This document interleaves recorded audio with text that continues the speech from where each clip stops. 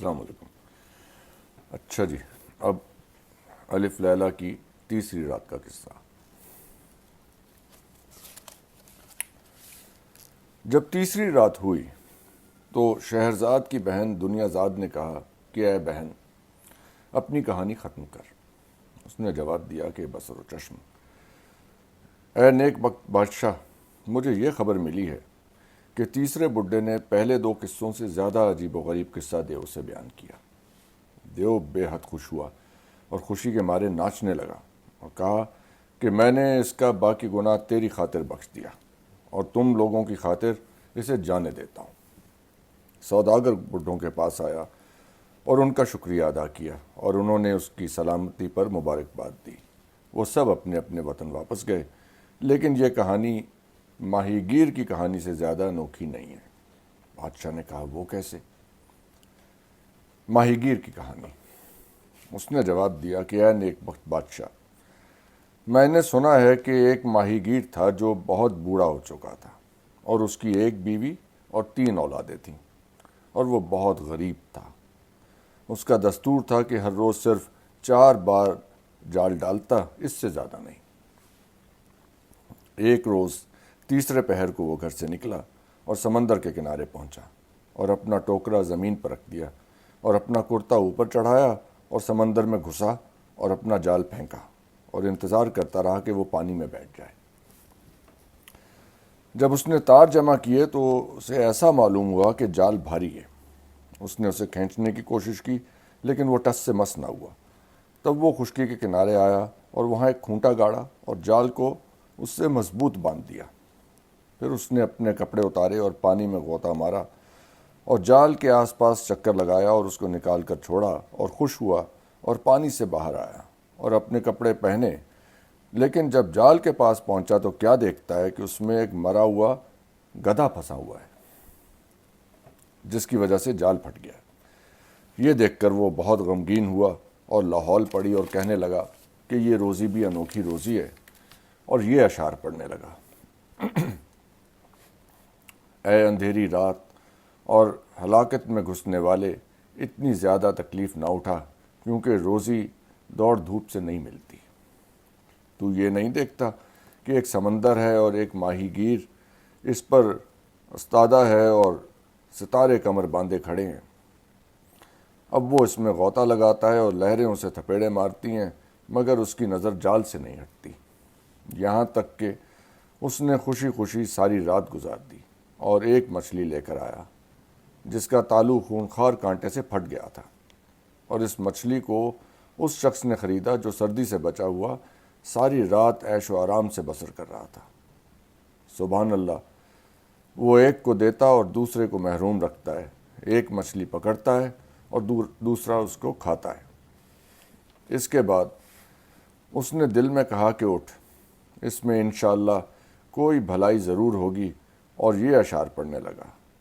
جب تو تنگی میں مبتلا ہو تو بڑے لوگوں کی طرح صبر کا جامہ پہن، یہی دانش مندی ہے۔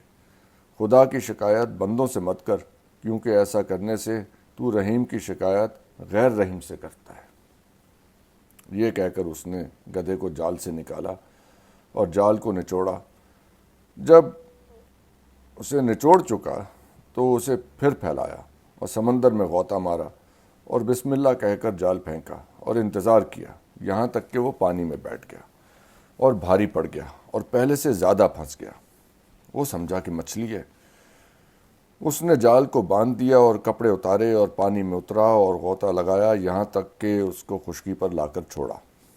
اس نے دیکھا کہ اس میں ایک بڑا مٹکا آیا ہے اور اس میں ریت اور مٹی بھری ہوئی ہے۔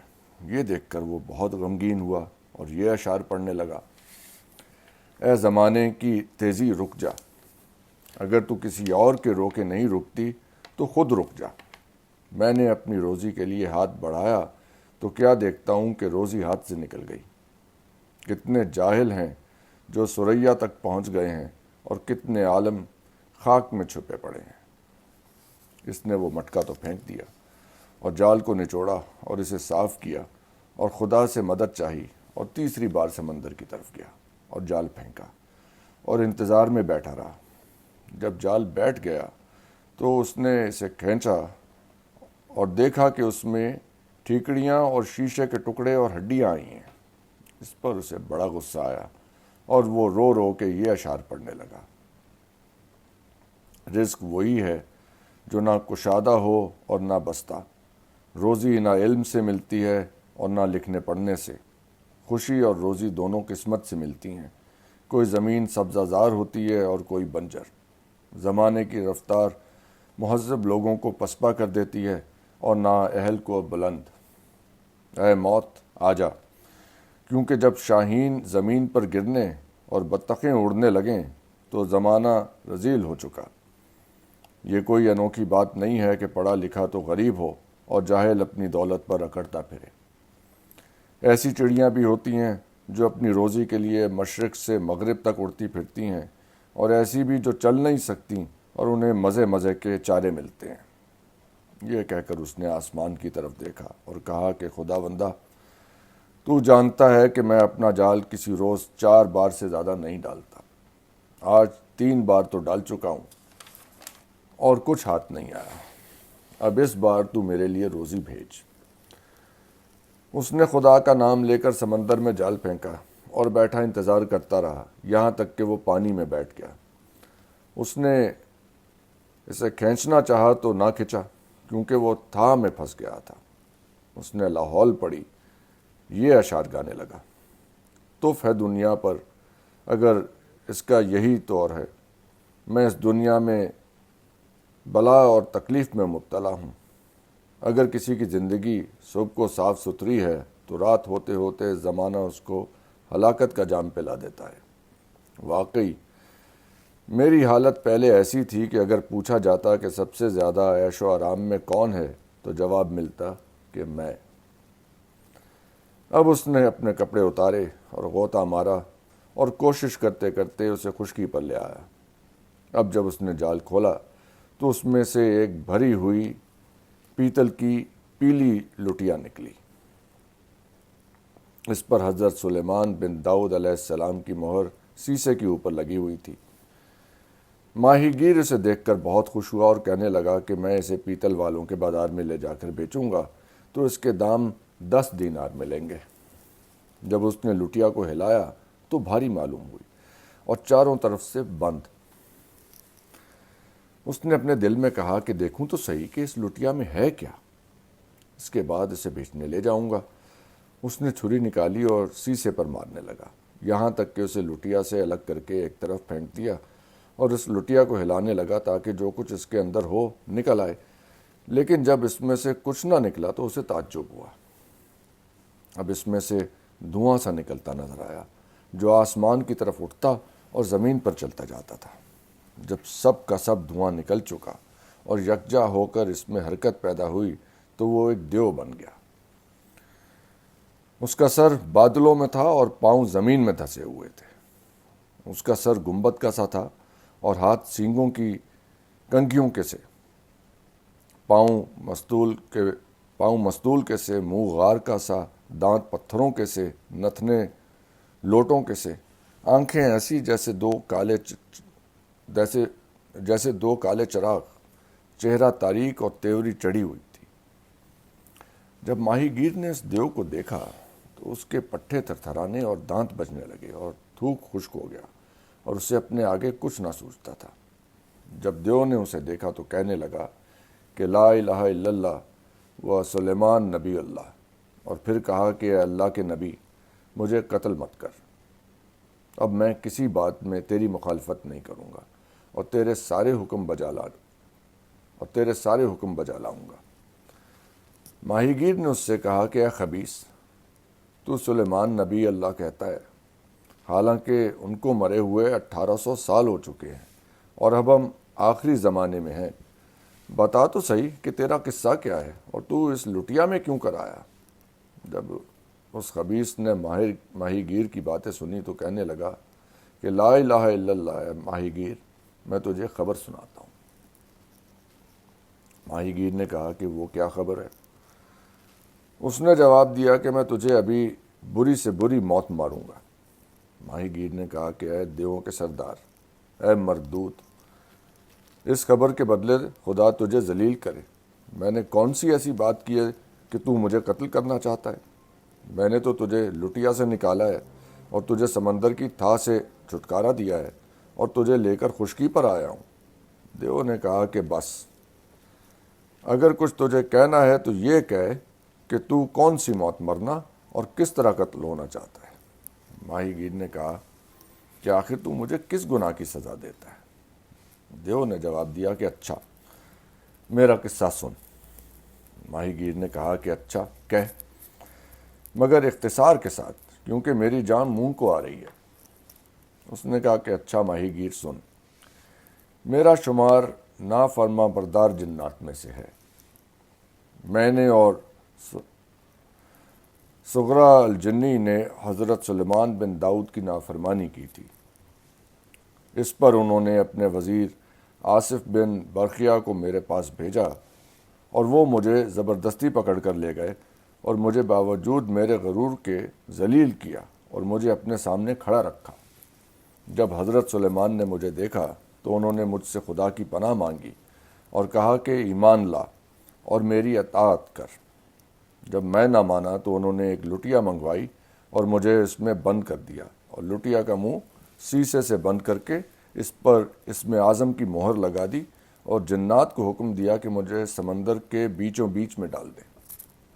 وہاں 100 برس تک میں اپنے دل میں کہتا رہا کہ جو کوئی مجھے نکالے گا اس کو میں ہمیشہ کے لیے امیر بنا دوں گا۔ یہ 100 برس گزر گئے اور کسی نے مجھے نہیں نکالا۔ جب دوسری صدی آئی تو میں نے کہا کہ اب جو کوئی مجھے نکالے گا اس کے لیے میں دنیا کے خزانے کھول دوں گا، لیکن پھر بھی کسی نے مجھے نہیں نکالا۔ اسی طرح اور 400 سال گزر گئے۔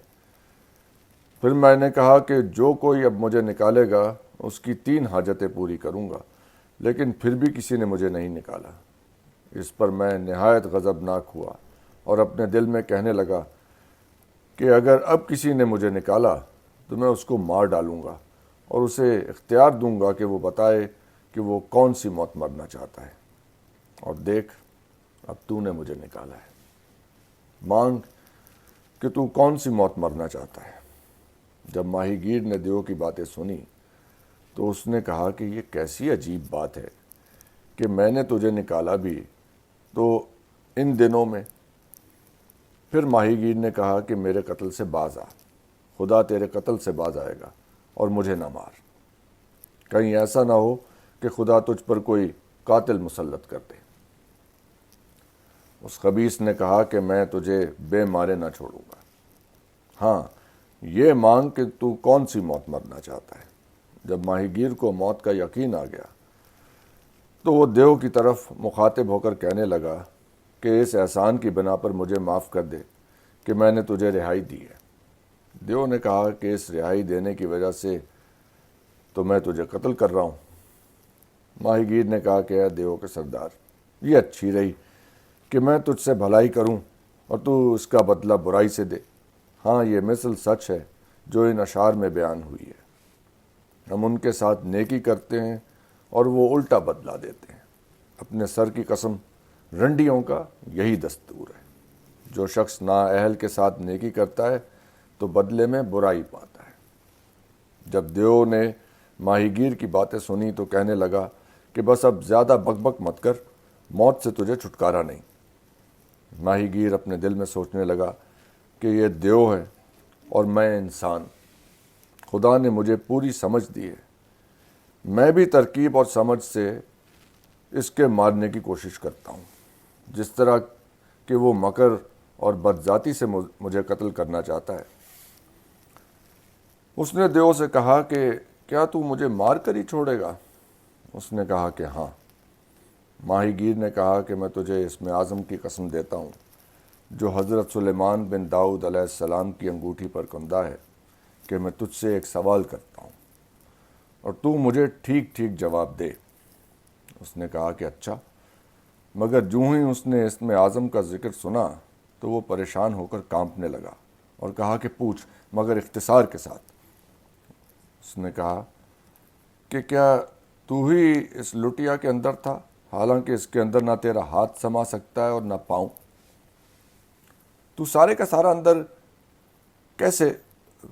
تو سارے کا سارا کیسے اندر آ گیا؟ دیو نے کہا کہ کیا تجھے یقین نہیں آتا کہ میں اس کے اندر تھا؟ ماہی گیر نے کہا کہ جب تک اپنی آنکھ سے نہ دیکھ لوں میں تیری بات ہرگز نہیں مان سکتا۔ یہاں تک کہنے کے بعد شہرزاد نے دیکھا کہ صبح ہو رہی ہے اور اس نے کہانی بند کر دی جس کی اجازت اسے ملی تھی۔ یہ تھی تیسری رات کی کہانی۔